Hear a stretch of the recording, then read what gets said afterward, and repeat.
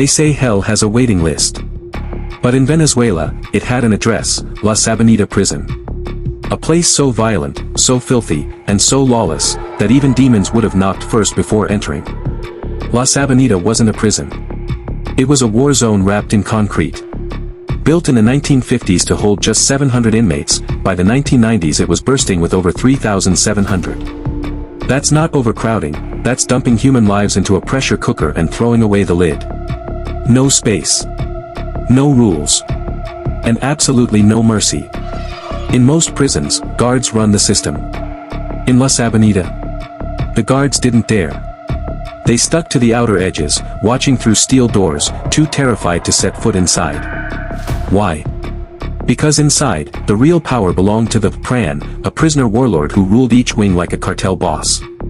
If you wanted water, food, a bed, or even a place to breathe, you had to pay the pran. Not with money, though that helped, but with loyalty, favors, or protection.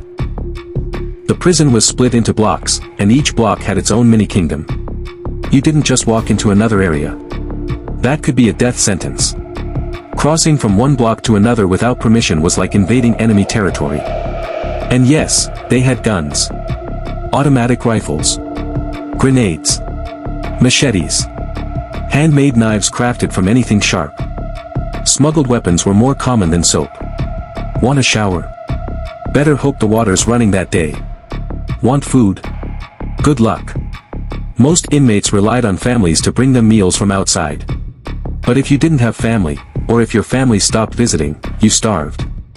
That's not an exaggeration. People literally rotted in the cells. Corpses often went undiscovered for days, half-eaten by rats or decomposing where they lay. The stench? Permanent. The trauma? Lifelong. Disease was rampant. Inmates slept in filth, surrounded by feces, cockroaches, and bloody rags. Medical care was a joke. If you caught tuberculosis, HIV, or something worse, you were on your own. And that's if you were lucky. Some inmates weren't even guilty of real crimes. Petty theft, political dissent, or just being in the wrong place at the wrong time, once you were in, getting out was another miracle entirely. And then came 1994. The year everything broke. A riot erupted between rival gangs inside the prison, one of the bloodiest days in Venezuelan penal history. In one single day, over 100 inmates were slaughtered. Some were shot. Others hacked to death. Some were burned alive. The morgue couldn't handle the bodies. Workers wrapped them in sheets and stacked them in the courtyard, like trash bags. But what was most disturbing? The guards didn't intervene. They waited. Let it play out. Why? Because they couldn't stop it. And deep down, maybe they didn't want to. After that massacre, the world got a glimpse of the nightmare behind La Sabaneta's walls. Human rights groups called it hell on earth. And they weren't wrong. At any given moment, one guard was responsible for hundreds of prisoners. And these weren't non-violent inmates. These were hardened criminals, drug lords, gang leaders, murderers, alongside teenagers caught stealing bread. All jammed into filthy cells without protection, justice, or hope. Every day was a gamble. Wake up, and you might get shanked for looking at someone wrong. Refuse to join a gang, and you get thrown off the top floor or locked in a cell full of enemies. One former inmate described it like this: there are no rules in Sabaneta. Only power. If you are weak, you die. And if the prisoners didn't kill you, the prison itself might. Fires broke out. Whole wings would lose electricity for weeks. Hunger riots erupted. And let's not forget the children. That's right, some prisoners lived with their wives and children inside the compound. Entire families, raising kids in a place drenched in blood and sewage. How did the guns get in? Corrupt guards. Smugglers. Bribes. The whole system was rotten from the inside out. There were rumors that drug lords used La Sabaneta as a base of operations, running their networks from inside the prison, using burner phones, laptop connections, and fear as currency. Even police officers were sometimes afraid to transfer new inmates there. Some prisoners begged not to be sent to La Sabaneta. Because everyone knew, you might walk in, but you wouldn't walk out. And what did the Venezuelan government do about it?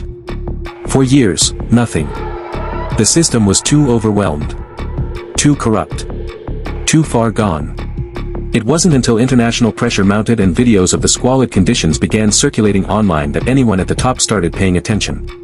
But by then, the damage was done. Thousands had died. Generations had been scarred. Still, the prison didn't shut down. Not yet. Violence kept erupting. In 2013, another massacre made headlines. This time, over 60 people died in yet another riot. Gunfire, explosions, even decapitations. The bodies piled up once again, and once again, the government shrugged. Some guards began leaking footage. Horrific videos of beaten prisoners, of rats crawling across sleeping men, of inmates using plastic bottles as toilets. And then, finally, in 2013, Venezuela announced it would close La Sabaneta for good. But even that took time. Inmates had to be transferred, and some refused to leave. Why? Because the outside world scared them even more. In La Sabaneta, at least they knew the rules, if you could call them that. Even after its official closure, the ghost of La Sabaneta didn't disappear. The inmates may have been moved, but the trauma remained. Survivors still speak about it with trembling voices, some refuse to talk at all. Journalists who investigated the prison said the psychological damage was on a level they'd never seen before. Many inmates who made it out couldn't reintegrate. They were institutionalized. Not just by prison, but by chaos. And what about the families of the dead? Parents who sent their sons in for a 2-year sentence and never saw them again. Wives who brought food to the gates every week, only to hear one day that their husband had been found stabbed 50 times with a toothbrush. Brothers who waited at the fence, calling out names, hoping for a response that never came. La Sabaneta wasn't just a prison, it was a black hole. People went in, and were either destroyed or forgotten. There are stories from guards too. The few who dared to enter the prison block said they could feel the air change. The tension was so thick, it was like breathing through gauze. Some guards walked in and were never seen again. Others were dragged into the corruption, bribed to smuggle in bullets, drugs, or even women. A few tried to report what was going on, but those whistleblowers didn't last long. In Venezuela's prison system, silence was survival. And it wasn't just the adults.